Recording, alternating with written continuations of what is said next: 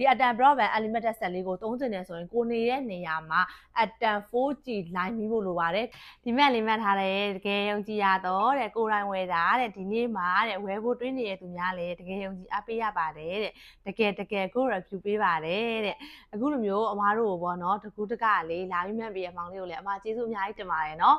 မစတို့ဒီနေ့ပေါ့နော်ဒီဆိုင်ရညီမလေးကဒီအမားတို့ဒီ Atom Broadband လေးနဲ့ပတ်သက်ပြီးတော့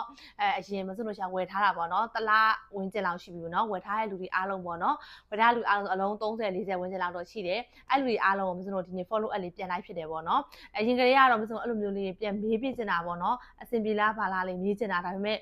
မေးဖို့နည်းနည်းပေါ့နော်မစတို့ဒီဘက်မှာ plan လေးတွေအရန်များနေတော့မမေးဖြစ်တာလေးကိုလို့ပေါ့နော်ဒီနေ့ညီမလေးတယောက်ကိုအချိန်ပေးပြီးတော့သူ့ကိုလိုက်ပြီးတော့မေးခိုင်းတယ်ဒီ Atom Broadband လေးကိုပေါ့နော်တော်တော်များများပေါ့နော်80%နီးပါးလောက်အကုန်လုံးကအဆင်ပြေကြတယ်တချို့ရောက်တော့လဲကိုနေတဲ့နေရာမှာ Atom က 4G လုံးဝကောင်းကောင်းမရတဲ့အခါလေးကြာတော့ broadband လေးတွေနည်းနည်းပေါ့နော်အဆင်ပြေရလေးရှိတယ်ဒါပေမဲ့အမတို့ဒီနေ့ပြန်ပြီးတော့တေချာမေးဟာမှာပေါ့နော်တော်တော်များများအဆင်ပြေကြတယ်ပေါ့နော်ဒီ Atom Broadband လေးကကြာတော့အမတို့ဒီထဲမှာဆိုရင်သူကဆက်ကောကတ်ကောတစ်ခါတည်းပါပြီးသား unlimited